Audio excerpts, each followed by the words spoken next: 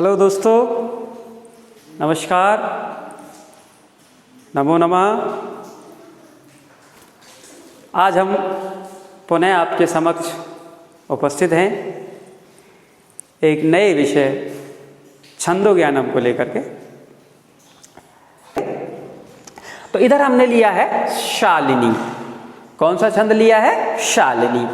इसका लक्षण देखिएगा, मातौ गौ चेच्छालिनी वेद लोकई, मातौ गौ चेच्छालिनी वेद लोकई। तो देखिए ये क्या कहता है, इस छंद का जो लक्षण है वो क्या कह रहा है कि देखें, माँ, माँ का मतलब पहला अक्षर है, इसमें गण शब्द जोड़ दो। कौन सा गण बन गया? शालिनी। छंद में क्रमशः, माँ का मतलब मगण। ठीक है भाई। तऊ, देखो यहां भी तऊ आया था, यहां भी तऊ आ रहा है, तो तऊ का मतलब मैंने आपको बताया था द्विवचन बन गया। तो कितने तय हो गए? दो। दो तय का मतलब दो तगण, यानी दो तगण, या अपन ऐसे भी लिख सकते हैं तगण तगण। ठीक है भाई, आगे चलते हैं। गौ, अब आप देखिए ग में भी गौ आ गया, तो दो गे हो गए। दो गे का मतलब गे का अर्थ होता है गुरु, तो यहां पर दो गुरु। अर्थात जिस छंद में मगण, दो तगण और दो गुरु वर्ण होते हैं वही शालिनी छंद होता है। ठीक है भाई। अब आगे चलते हैं, एक शब्द और है वेद लोकई। मैंने आपको एक चीज समझाई थी कि अपन लक्षण से ही किसी भी चीज को समझने का प्रयास करें। अब अगर अपन लक्षण से समझ जाएंगे तो रटने की आवश्यकता नहीं है। तो अब समझ लीजिए, मगण तगण तगण, गौ माने दो गुरु, चेत माने यदि, यदि जिनमें मगण तगण तगण दो गुरु हो वही शालिनी छंद होता है। शालिनी का मतलब शालिनी है, इसमें संधि है। अब वेद लोकई, अब देखिए वेद कितने हैं?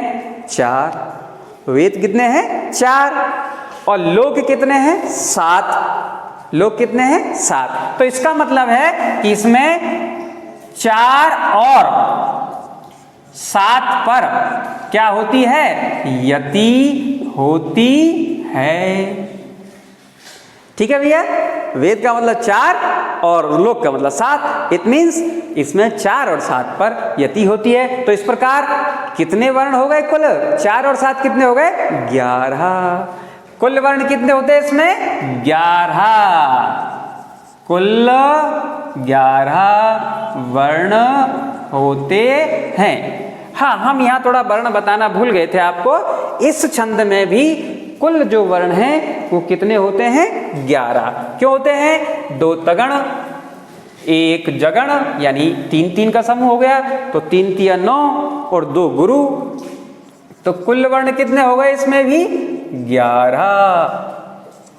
तो इंद्रवज्रा में भी 11 है और शालिनी में भी 11 वर्ण होते हैं।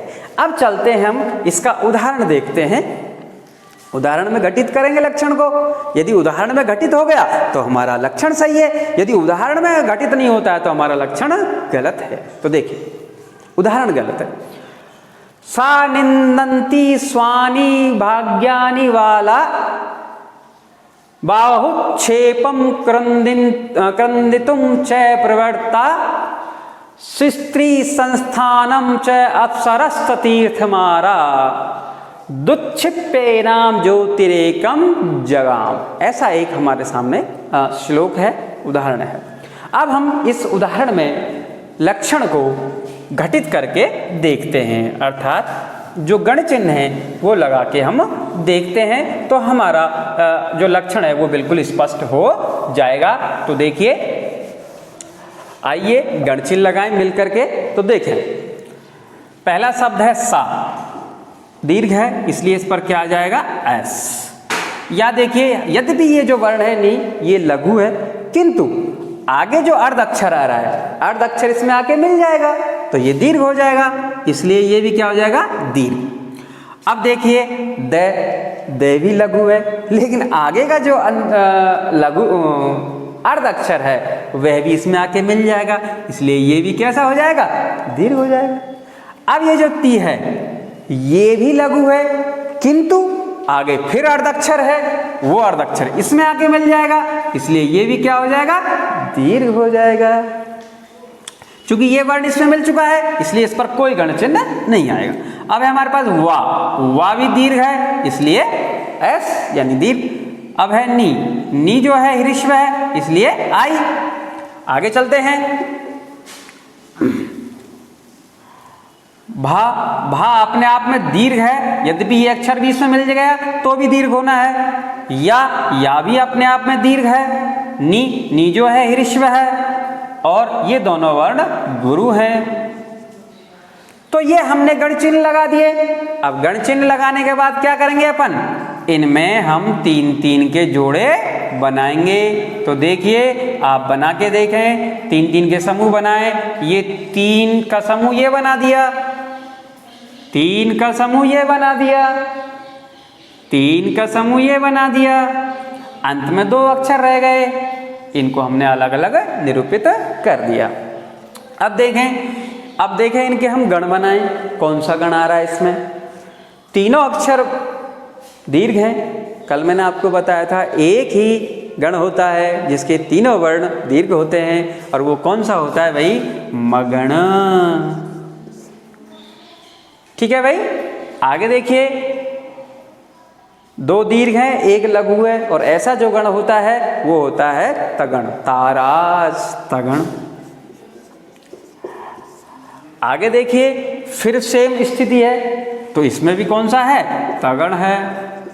आगे देखिए ये भी गुरु है और ये भी गुरु है। अब हमारे सामने ये स्थिति उत्पन्न हो गई है उदाहरण के अनुसार, 1 मगण 2 तगण और अंत में 2 गुरु। ऐसा लक्षण जिस छंद में हो उसमें वही छंद होता है। तो देखिए हमने अभी इसका लक्षण पढ़ा था कि मातौ गौ, कि जिस छंद में क्या हो, 1 मगण ये आ गया, 2 तगण ये आ गए, 2 गुरु, वह छंद क्या कहलाता है, शालिनी छंद कहलाता है। मैं समझता हूँ आपको ये सब बातें समझ में आ गई होंगी, क्योंकि आपको मैंने बताया था 4 और 7 पे क्या होती है, यति। तो ये 4 पे और 7 पे यति हो जाएगी। तो इस प्रकार 2 छंद आज हमने समझे उदाहरण और लक्षण सहित। हम उम्मीद करते हैं कि आपको ये बहुत अच्छी तरीके से समझ में आया होगा, और यदि कोई कमी रहती है तो हम अगले वीडियो में आप अपने प्रस्ताव सुझाव हमें प्रेषित करें कमेंट्स के माध्यम से, फिर हम उन पे और उसमें सुधार करके आपके समक्ष अगला वीडियो लाएंगे। तो 2 छंदों का आप अच्छे तरीके से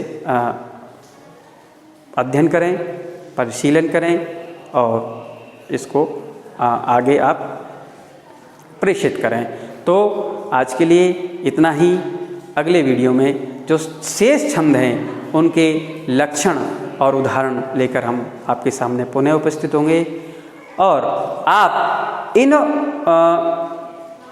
छंदों के जो लक्षण हैं उनके अनुसार अपने और अन्य उदाहरण लेकर के आप अपना लक्षण से अन्य उदाहरणों में लक्षणों को परिघटित करें, जिससे आपकी सारी चीज़ समझ में आए। तो तब तक के लिए अगले वीडियो तब तक आए, तब तक के लिए नमस्ते, नमो नमः। अपना ख्याल रखें, स्वस्थ रहें, मस्त